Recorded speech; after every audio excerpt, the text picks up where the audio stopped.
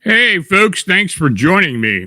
This is Phantoms and Monsters Radio, where the veil lifts one story at a time. Now, if you're new here, welcome to the show. So, tonight's presentation explores the horrifying encounters reported inside abandoned buildings and forgotten spaces where the past refuses to stay silent. From deserted psychiatric hospitals to decaying jails, military warehouses, collapsed roadway tunnels, and hidden forest structures, these witnesses came face to face with entities that defy explanation. Massive winged creatures, invisible predators, mirrored men, skeletal figures, and demon like humanoids all emerged from the shadows when the explorers least expected it. Each report reveals how the abandoned and overlooked places around us often conceal forces far more terrifying than ghosts and urban legends. These chilling accounts challenge our understanding of what moves through the derelict structures of America and beyond. Now, in this first account, something dark and impossibly black leaped across the roadside near the abandoned Trenton Psychiatric Hospital, startling a late-night paranormal explorer who expected ghosts, not a creature that defied all known New Jersey wildlife. Her brief glimpse of the bushy-tailed, oversized canine left her questioning whether she had stumbled into a dogman encounter lurking in the shadows of one of the state's most haunted facilities. So she writes, if I can find it here. Hi, I was born and raised in North New Jersey. My boyfriend and close friends enjoyed exploring mysterious locations throughout the state. One day I discovered an intriguing spot in Trenton, New Jersey, an abandoned child orphanage that once operated as an insane asylum. Now, it was late at night, around 10 p.m., and we were following the GPS to the location, hoping to avoid encountering the police or being chased away. Our goal was to gain access to the buildings, which were formerly known as the Trenton Psychiatric Hospital. Now, as we drove past the orphanage, I was focused on scoping out the area for security rather than looking for cryptids or other creatures. Suddenly, out of nowhere, I saw something dark, blacker than black, in the shape of a canine. It was mid-leap, disappearing from view next to the side of the road. I only caught a glimpse of its lower body from the mid torso to the tail as it jumped out of sight and scared the life out of me. What stood out most was its tail. It resembled a fox's tail, bushy and large. However, this creature was larger than a big dog and much bigger than a coyote. I certainly wasn't out that night expecting to see something like this. I was there for a ghost hunt. I turned to my boyfriend who was driving and asked if he had seen what I did, but he hadn't. That made sense because it was on my side of the car and very dark. I never saw the creature's face or upper body. It leaped from the roadside into the brush next to the building. It was moving on all fours, but New Jersey doesn't have wolves or anything that fits that description of what I witnessed. I researched all the native animals in New Jersey and nothing matched what I saw. If I had encountered this creature in a more rural state, I might have kept an open mind. But given that New Jersey doesn't have any animals like that, I'm skeptical. I've never seen a dog man or a Bigfoot, but I believe they exist. Sometimes I wonder if that's why or what I encountered, a dog man or another type of canine creature. I know I wasn't imagining things. What I saw was darker than the night itself, and it terrified me. Again, this incident occurred in Trenton, New Jersey around 10:11 p.m. Now, this next account. A group of teenagers crossing an abandoned paintball field in Puerto Rico expected only silence and darkness, not the thunderous charge of a horned creature with dim red eyes that emerged from behind them. What began as a routine shortcut home became a terrifying encounter that four witnesses still struggle to explain more than a decade later. I live in Puerto Rico. Back in 2009, four friends and I were walking home from a basketball game in the suburbs near our neighborhood. It was around 8 p.m. and it was dark. There were two ways to enter my neighborhood. The first was the shortcut, which involved cutting through the middle of an abandoned paintball park in an open field and took about 10 minutes to reach our homes.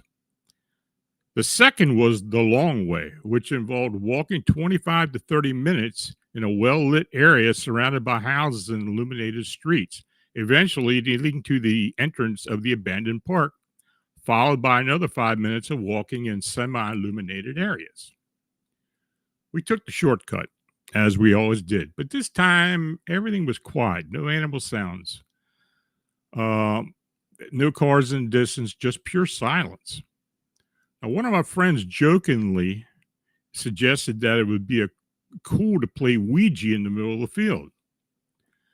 Now, we all collectively told him to be quiet because the idea scared us.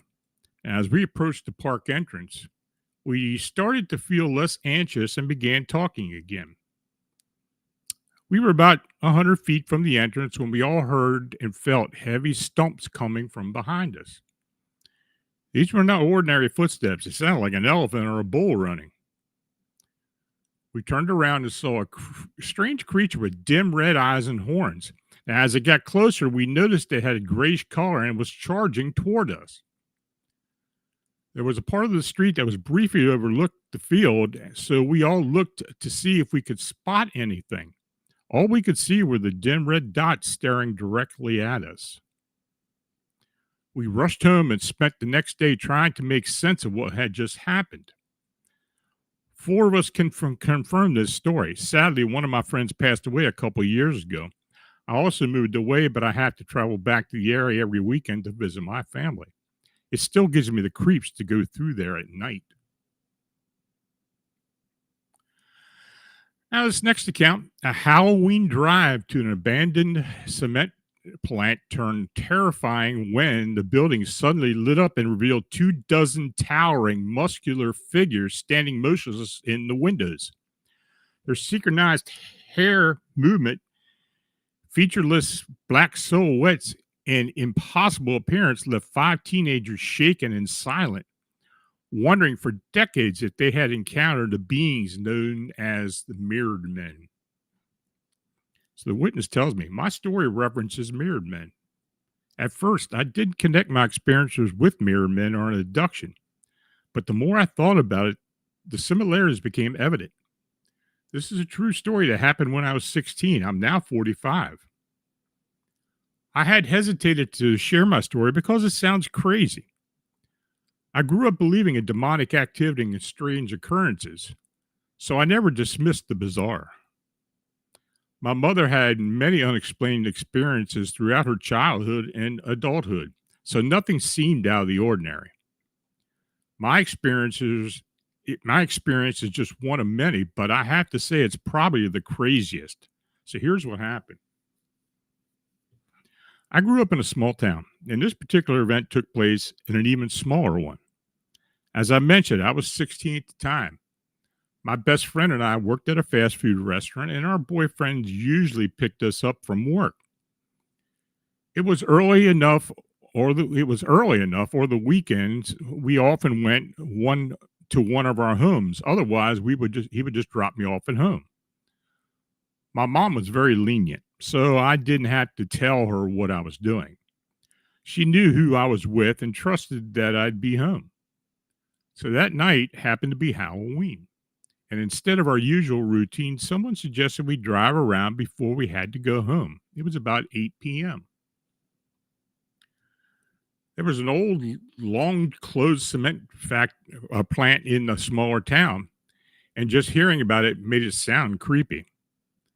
I had only heard of it once before, and that night I found myself on the way there. Now I wasn't afraid. I was enjoying the time with my friends. It was my best friend, another girl, and our two boyfriends in the car. The old plant was once a thriving business built in the early 1900s, but has long since closed down. It was situated on the outskirts of town along a lonely two-lane road with no streetlights, well beyond any residential area.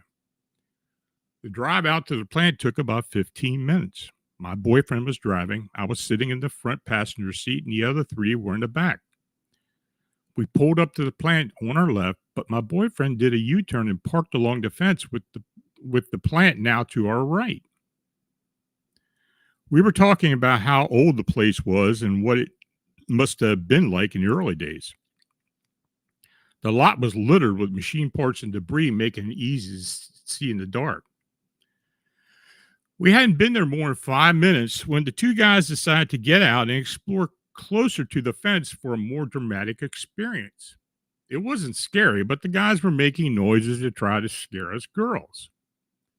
We started laughing, but abruptly stopped.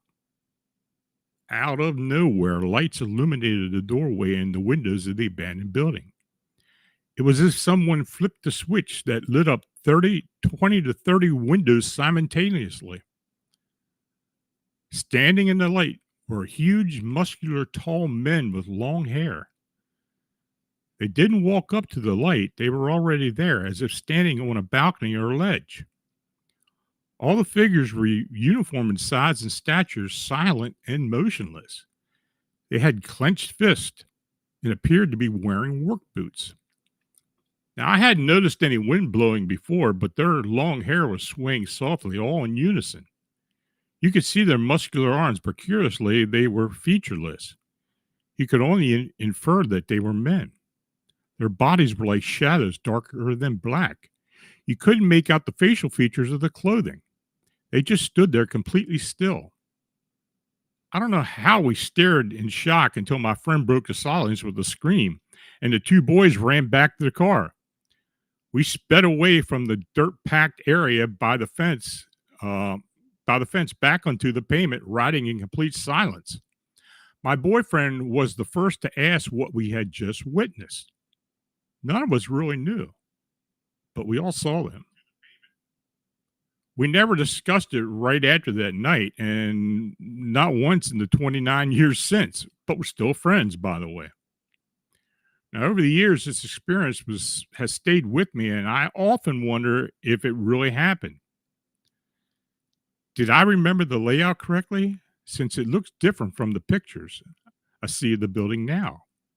Could it have been possible that the electricity was still working, or perhaps a homeless camp had taken over the old plant? If that were true, why were all the lights off before we arrived? Why didn't they yell down at us to leave? Why hadn't they moved? Were they actually 20 to 30 things that looked like men outside the building? Why was there no news report about us teenagers being out there if we disturbed someone? How could we see their dark outlines so clearly, despite them having no features or noticeable clothing, while we could only see each other's clothing in the dark? None of it makes any sense. I don't know what happened tonight, but I know what I saw. Now, in this next account, a peaceful fall afternoon in the Havens Woods of Milwaukee turned terrifying when two boys realized something invisible was stalking them from all sides long before it chose to reveal itself. What finally stepped from behind the trees was towering, wolf-like creature standing upright, watching them with predatory intent and leaving a lifelong imprint of fear and disbelief. Now, the witness says, my sighting happened in the early 1980s when I was 13 years old. It was a sunny fall afternoon in Milwaukee, Wisconsin, specifically in the Haven Woods, which is on a military base. Now, back then, you could access the woods. There was a BMX track out there. My friends and I went into the woods in search of our friends. My bike had a flat tire, so we decided to walk. And as we got closer to the BMX track, we could hear our friends. By the time we arrived, everyone was gone. We started to walk back the way we came. Now, as we walked, we could hear something moving alongside us in the woods. We yelled, "Who's out there?" but received no answers, so we continued walking. Now we could hear something in front of us walking on the trail, but we saw nothing. We yelled again, "Who's out there?" but got no response again. We kept walking, and on the other side of us, something else seemed to be keeping pace with us. Yes, yet it was invisible to our eyes. I began to feel afraid. We turned around and started walking back towards the BMX track, but once again, we sensed the same presence in front of us. It was really frightening. I knew the railroad tracks were to my left, so I said to my buddy, "Let's go to the tracks and get the hell out of here." I turned around, and 10 feet away from me, standing on its hind legs next to a tree, was a creature I had never seen before. It was 8 to 10 feet tall, very dark and well built like a wolf. It was staring at us, and its mouth open as if I were its prey. I froze. I thought I screamed, but no sound came out. It felt like we were frozen for 5 minutes, but it was only a matter of seconds. This creature seemed to look straight through my soul. I finally regained some composure, and we ran as fast as we could to the business outside the woods, hammering on the locked glass door. It was a Sunday afternoon, and they were closed, so we ran home through a creek. I told my mom about the experience, but she dismissed it, saying you must have seen a dog, or that someone may have been trying to scare us.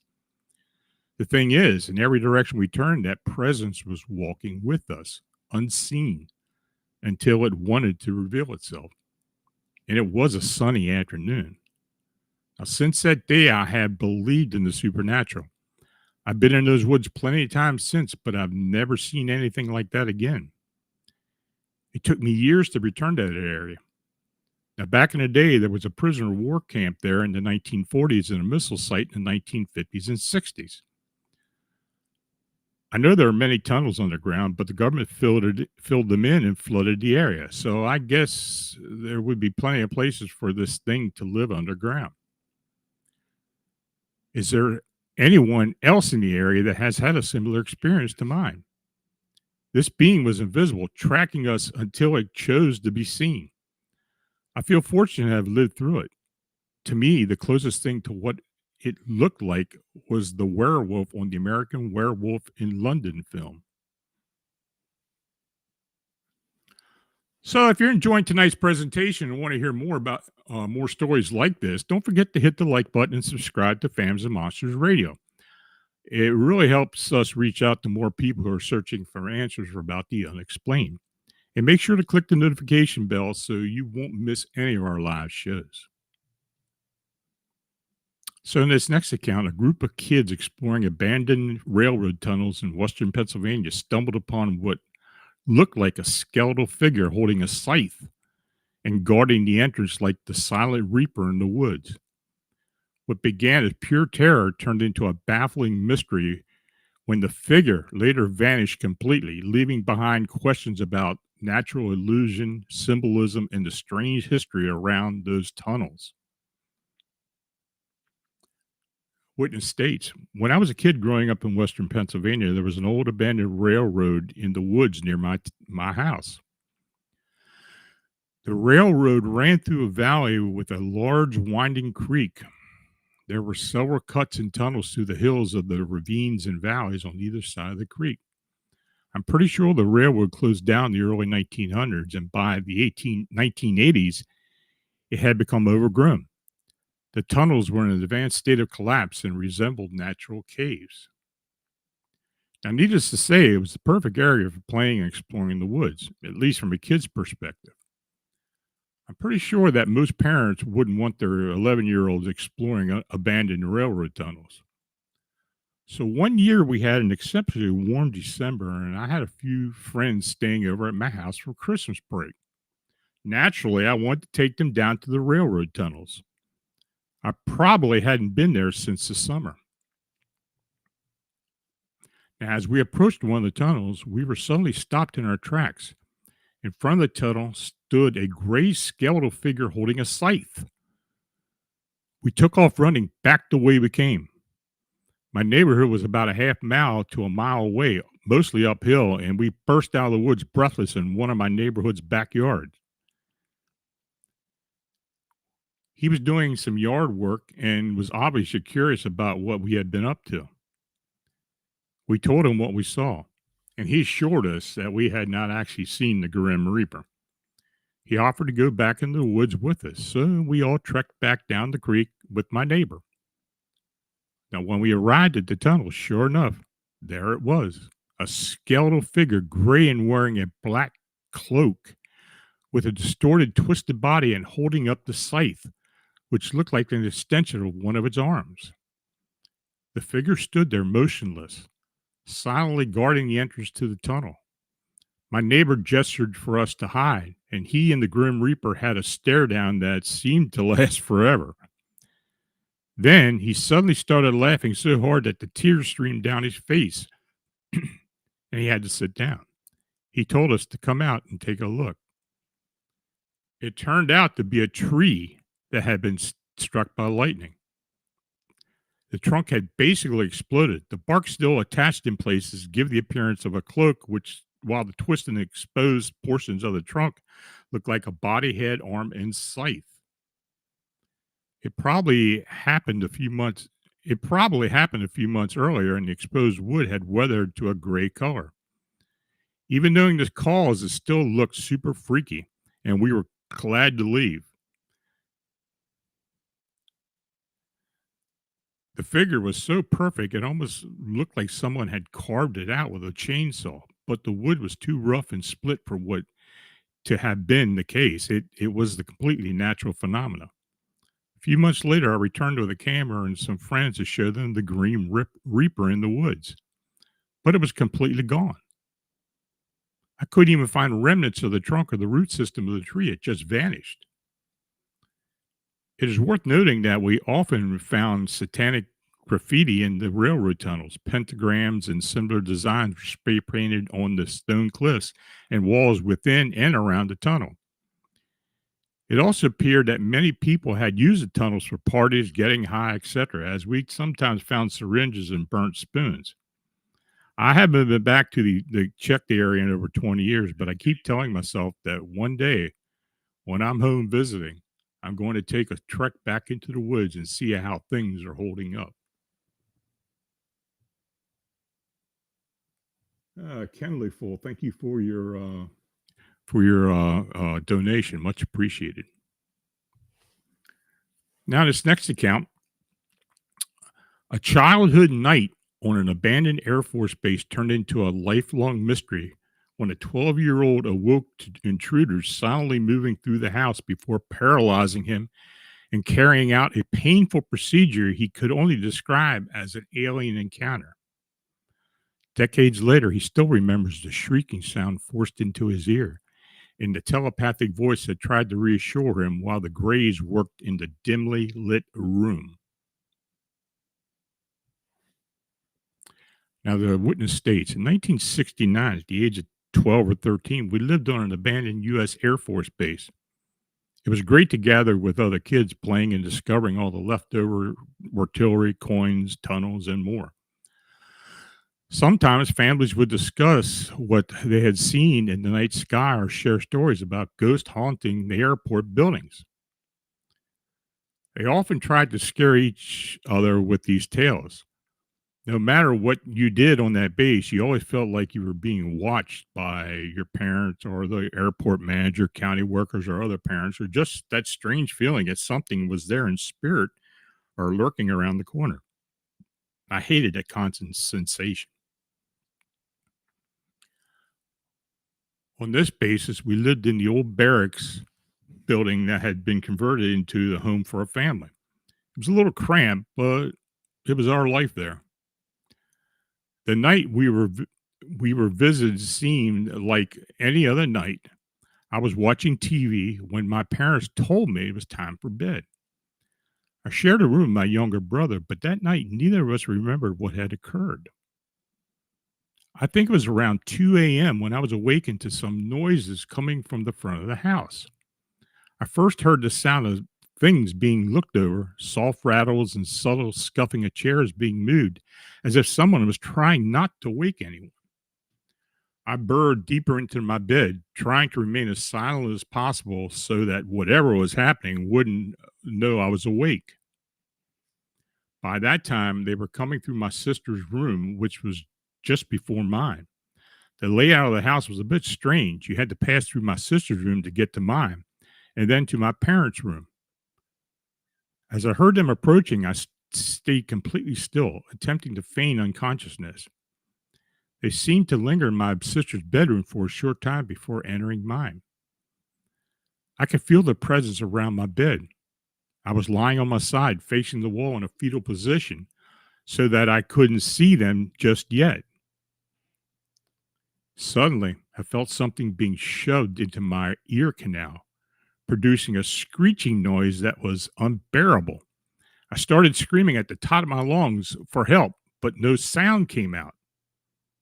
They rolled me over to face they rolled me over to face him, and I felt my covers pulled off my bed.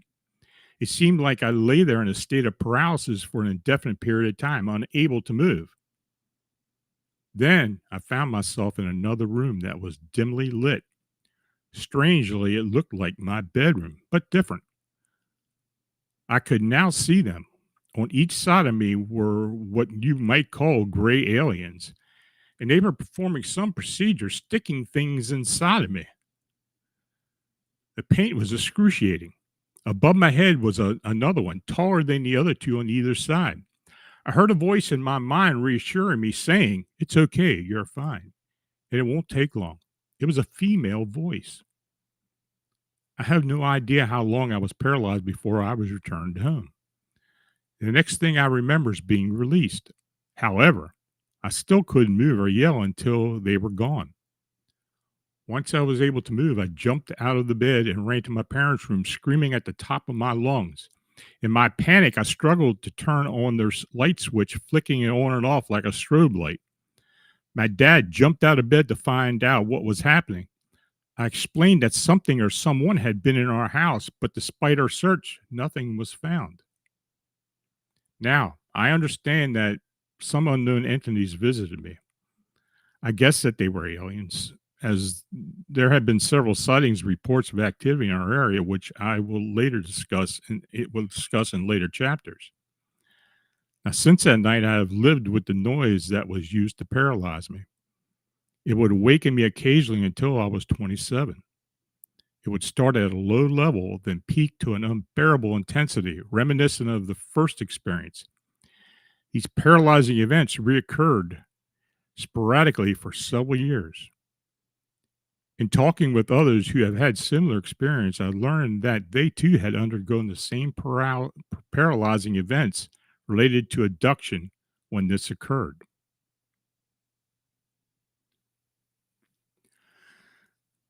So, in this next account, a classified encounter inside an abandoned warehouse on a military base in Iraq left multiple soldiers firing at a towering black humanoid that moved faster than their eyes could track. Night after night, screams, gunfire, and failed sweeps escalated into a whole tactical operation that captured the entity on camera before the building was demolished and the witnesses were ordered to remain silent. Now, the witness states, I'm recalling my friend's story to the best of my ability. This account is classified according to him. Now, he was stationed at a base in Iraq, which was surrounded by a wall featuring guard posts at various locations. There were also a few areas where soldiers kept watch, including barracks. An abandoned warehouse on the base was not in use. It had massive heavy doors that opened outward from the middle and were always closed. Soldiers had to walk past this warehouse when changing shifts. So one night, while my friend was in his barracks, gunshots rang out. Everyone rushed to gear up and to figure out what was happening. Once they determined that the gunshots came from within the base, they moved toward the location. Two soldiers were stationed outside the warehouse with their weapons drawn, visibly shaken. One of the warehouse doors was slightly ajar. When they called the two soldiers for information, they hesitated, stating that something big and black had darted inside the warehouse. Now, after calming them down, a team conducted a sweep of the warehouse but found nothing. It took two soldiers to push the heavy door shut again. The following night, screams were heard coming from inside the abandoned warehouse.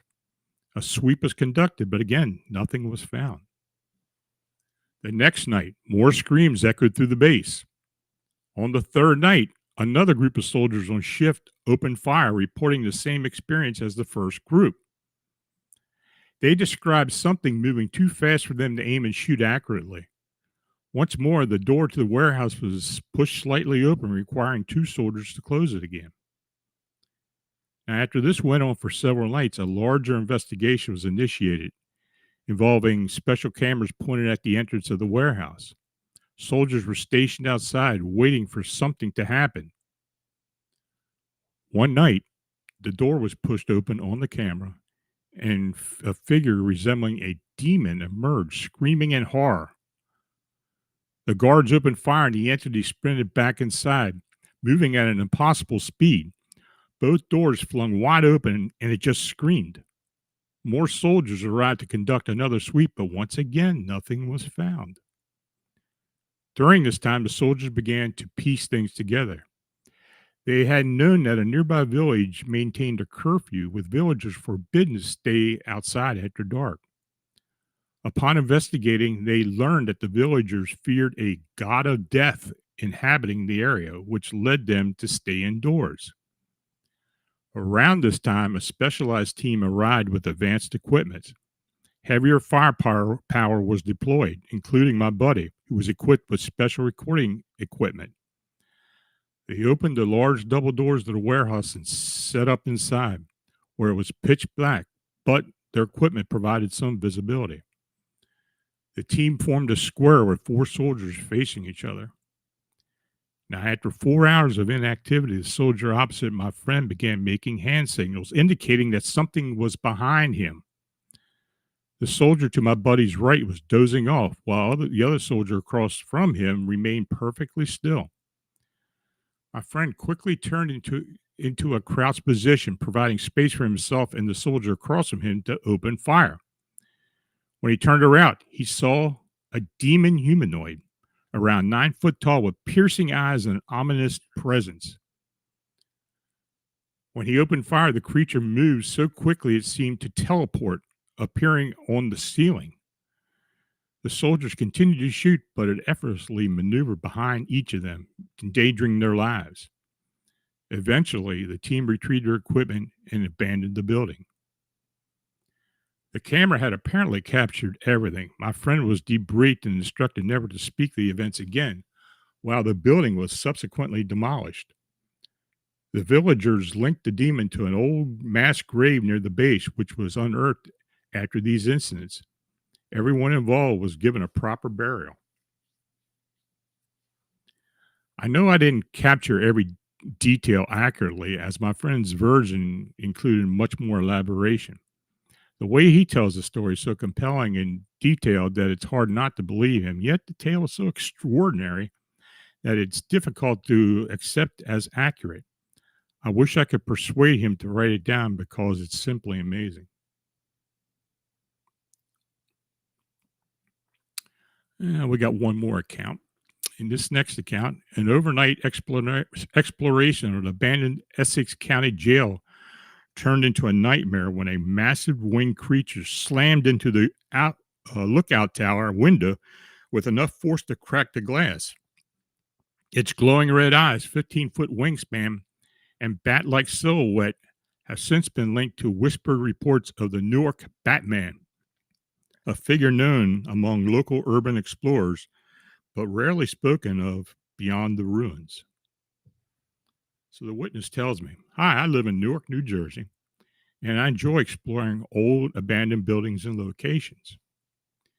In May 2023, I visited the old Essex County Jail, which has deteriorated to the point of being unrecognizable.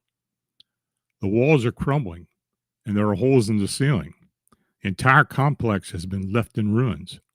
Over the years, it has also become a place where squatters and homeless individuals have settled, although they typically go quickly. I wanted to explore the jail for a while, so one weekend I strapped on my GoPro and headed out with plans to spend the entire night there.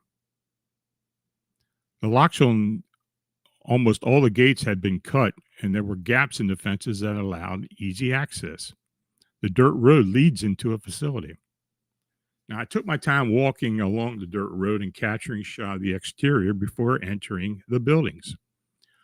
Once inside, I ventured throughout the jailhouse and quickly understood why many people feel uneasy about this place. It was absolutely disgusting and foul due to the presence of transients.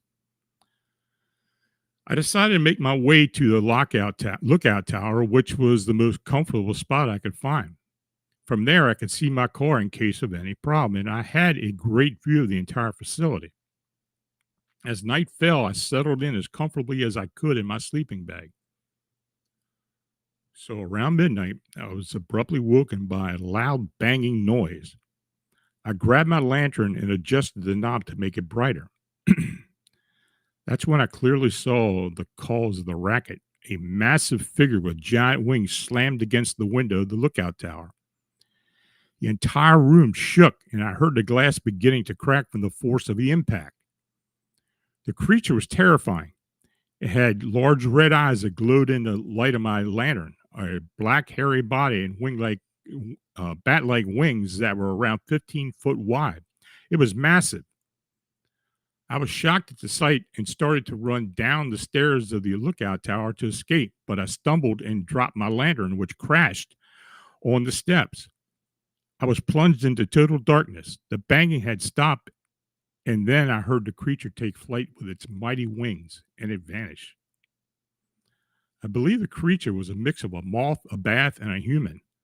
Seriously, I think the light from the lantern attracted it. Since that night, I've talked to other urban explorers who have mentioned a creature known as the Batman in Newark. I had never heard of it before, but it seems that others have. Have you ever heard of this creature? Thanks. So that's it, folks. If you have questions, put it in all caps, and we'll try to see what we can answer.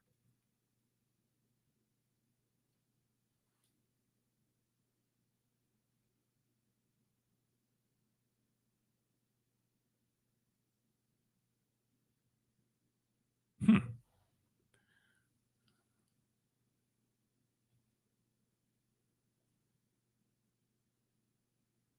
I'm not. It looks like things have stopped here. I can't get the questions. I don't know what's going on.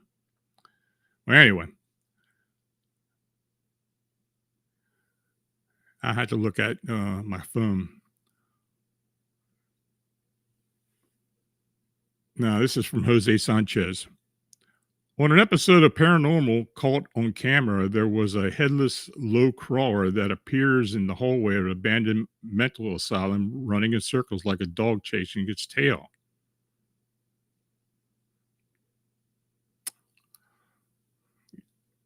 I hadn't seen that, so I don't know. Uh, Can Squatch, have you heard of any abandoned buildings being cover for government installations? Yeah, there was one in Pittsburgh, and I forget where it was at, but the witnesses were telling about it because they were going into it to explore it. I think it was an old chemical building, but there were several government types that met them at the gate. So, and they said the place was abandoned. So I know of that one. There may be others, but that's all I know. Anything else, folks?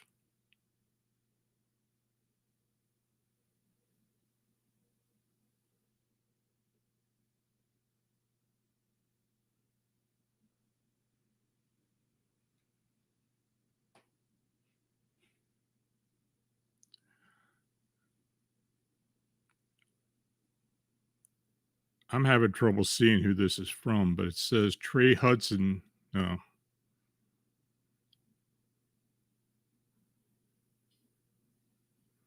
Okay, Jose Sanchez posted, have you seen that black misty blob thing that flies from room to room in abandoned warehouses or abandoned buildings? Not sure what it could be. I've heard all kinds of different things. I mean, I don't know. Maybe it was just something that it was a bird or something that just looked bigger, but I don't know.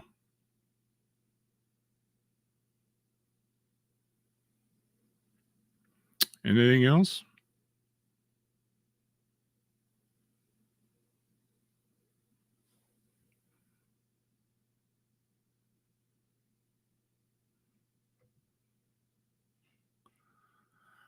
Okay. Well, look, please consider a membership and become a Fams Monsters Radio Insider. It's only $2.99 a month, and you receive members only chats with me, exclusive videos, and early case drops, priority comment replies, uh, member badge and recognition, giveaways that include paranormal books from my personal collection, as well as other perks. Now, the next Ask Lon presentation will be December 10th. It's a Wednesday.